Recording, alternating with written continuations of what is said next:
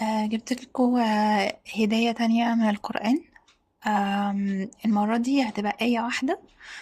سواء ان انتوا محتاجين تتدبروا فيها او هتكون رد على موضوع انتوا بالفعل بتفكروا فيه. قدامكم برضو مجموعتين، رقم واحد او رقم اتنين. المجموعة الأولى، الآية هي: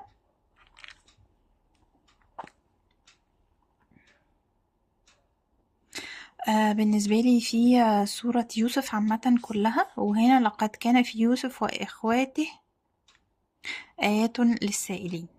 قد تكون انت الموضوع متعلق بإخواتك، أو قد تكون عامة محتاج ان انت برضو تتدبر السورة، رغم ان انا قايل ان هي آية واحدة.